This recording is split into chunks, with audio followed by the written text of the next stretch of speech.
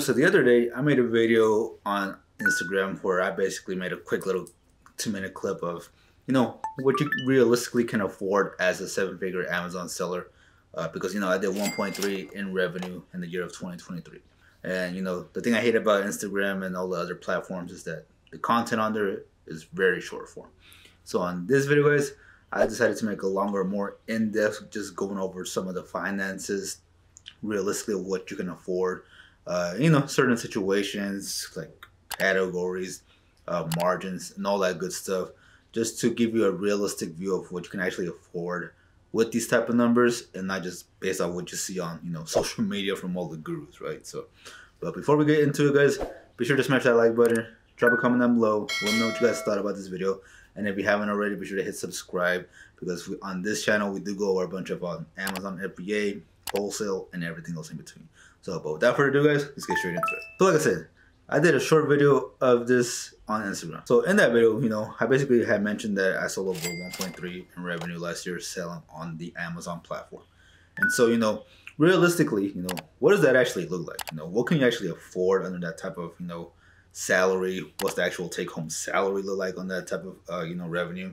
And just different things about the actual whole process, right? So number one, when it came down to it, after all the expenses, BAs, softwares, and yes, even taxes, we barely managed to hit over the 6-figure mark in actual take-home salary. So which is pretty insane to me, because I never made that much money from any job in my life whatsoever. So to me, it was a major jump, because for some of you who don't know my background, or you're just watching this for the first time, I come from a background of working job to job, from warehouse to warehouse, just being a regular employee, stocking boxes away and just doing that stuff. Literally making less than 20 bucks an hour.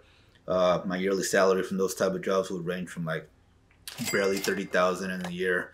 And so to go from a job like that, from a position like that, going into a business like Amazon FBA, where we're shipping out pallets and whatnot, like you can see in the background, and then just really making over that 6 figures and salary a year now. I mean, that's a huge jump. I mean, that's literally 3 times the amount of what we used to make at our job. So no complaints there. And obviously it's paid off, right? I mean, we're here, we made it work, we scaled the business. And so, yeah, I mean, to me, I'm not complaining, all right? 1.3, and then after all take-home taxes, a solid 6 figures. That to me is a major win, especially just knowing the fact that, I didn't come from no money. I didn't have a college degree, barely got a high school degree at that. And so, to me, that's a huge accomplishment in my opinion, in my books. And, that being said, I know to some people, they're probably like, okay, well, you basically made like a, I don't know, 10% margin or whatever it may be, 9% or whatever. And they'll look at it from that aspect, okay? And, that's fine. Other people came out in different ways, seeing money from different points of views. So it's understandable. But again, guys, it's life-changing for us, And realistically, what I can really afford you, especially in the year of 2024. Now, keep in mind, I live in the state of Texas, all right? So I know for some of you who are probably from like California, New York, those very expensive places, that salary is not going to cut it out for you guys, like straight up. I already know that for a fact. So, but for everybody else who's probably in a similar situation, or maybe somewhere else where the living conditions are not as expensive as those states. Sorry, I mean, it gets you by pretty well, right? I mean, we have an okay home. It's not fancy and stuff, just something simple for us. For now, got a paid off car and whatnot. Puts food on the table. Gets clothes on our backs. Bed, TV, electronics. Pays the bills, all that good stuff, and and it does leave, for a little extra to put on the side, right? Whether it's to save money, invest it into something else, or just splurge it out on, dumb stuff, right? So, yeah, realistically, though, that's what you're looking at when you're hitting those type of revenue numbers. And, to some people, especially in the Amazon space, they may think, oh, well, that's too low. I mean, that's only like 10% take home and whatnot. You got to keep in mind, guys. Most Amazon sellers, when they're going based off their ROI margins, they go based off on the ROIs before they actually add all their expenses and whatnot. So you'll hear an OA seller or whatever be like, oh, I did 30% margins on my business, but they're not including everything else that comes to run that business, right? or even the tax, even, because the more you make, the more you are taxed. Okay, so yeah. And so yeah, you know, it's just it's important to know these things and understand them, because again, there's just way too much flashiness going on in social media, you know, about, you know, oh, we do this amount or whatever.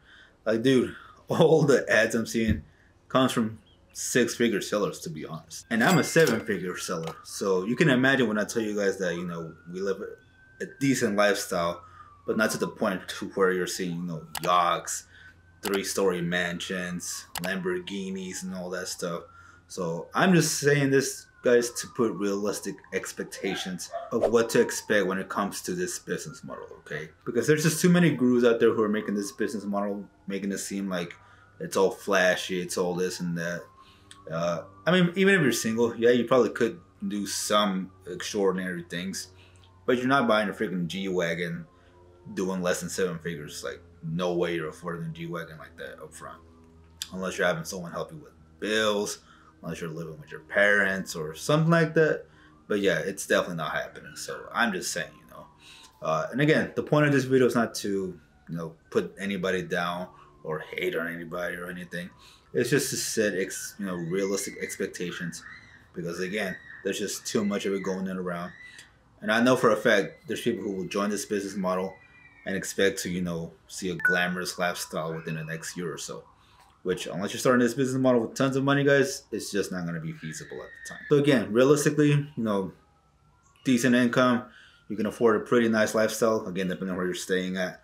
But for the most part, you will be able to, you know, afford your bills, pay off, you know, clothing, food, all that good stuff, and then maybe a little extra sum from your pockets. And yeah, you know, you guys were probably expecting some flashy video in here, but nah, man, it's just me sitting down and just being real with it when it comes down to what to expect from the actual business model, right? And so, and not to mention, you know, one note to take before we hop off on this video. I work less than 15 hours per week on the actual business, okay? Which is a lot to say, because there's people out there who are putting 40, 50, 60, probably even 70 hours a week with a college degree at a corporate job, having to bust their ass in the high ranks just to make the same amount that we're making, or that I'm making as an Amazon seller.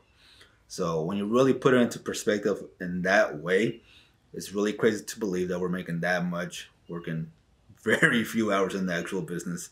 And so that's one last thing I do want to point out that I think is very important, because guys, when you continue growing this business more and more, you can outsource more and more, which frees up more time and thus, you know, making more money with very little work. So, but it does take time to get to that point. So, but anyways, guys, hopefully this video was somewhat helpful. Hopefully you learned something new. And, you know, like I said, just be careful who you guys follow on social media, whether it's here on YouTube, Instagram, Twitter, X, LinkedIn, Facebook, or whatever platform you guys are on, TikTok and all that stuff. Because again, a lot of these guys, they're just trying to make money off you from selling courses, which I have no problem with, but it is a problem when they mislead you guys, you know, from what the business actually is. But again, hopefully you enjoyed this video. Be sure to subscribe, smash the like button, and I'll see you on the next one, guys. Peace.